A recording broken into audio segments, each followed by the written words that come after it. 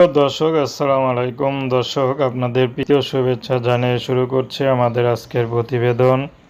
তো দর্শক আজকে আমরা এক অসহায় মেয়ের গল্প তুলে ধরব, যার নাম হচ্ছে আকলিমা। আকলিমার বিয়ে শাদী হয়নি। আকলিমা খুবই হতদরিদ্র পরিবারের মেয়ে। আকলিমার বাবা মা কেউ নেই, থাকে তার নানির কাছে। তো নানি খুবই অসুস্থ। নানি আকলিমাকে বিয়ে শাদী দিতে পারছে না। অভাবে সংসার, যে ঘরে থাকে সে ঘরটা কুঁড়ে ঘর, ভাঙা। তো এত হতদরিদ্র পরিবারের মেয়েকে কে বিয়ে করবে?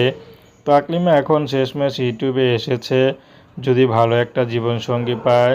তার কোনো পছন্দ নেই, যদি কোনো লুলা খুড়া কোনো প্রতিবন্ধীও তাকে বিয়ে শাদী করতে চায়, আকলিমা বিয়ে শাদী করতে রাজি আছে। যদি তার তিনবেলা ভাত তার কাপড়ের দায়িত্ব নিতে পারে, সেই মানুষটি যেমনই হোক, বয়স্ক হোক আর বিবাহিত হোক, তাতে কোনো সমস্যা নেই। আকলিমা পরের বাসায় কাজ করে যা পায় তা দিয়ে কোনো মতে সংসারটা চলে।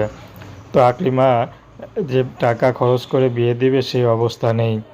তো বর্তমানে আকলিমা শুধু চায় ভালো একটা মানুষ, যে মানুষ তার সুখে দুঃখে পাশে থাকবে, তাকে কখনো ছেড়ে চলে যাবে না। এমন একটা মানুষ পেলে আকলিমা বিয়ে শাদী করবে।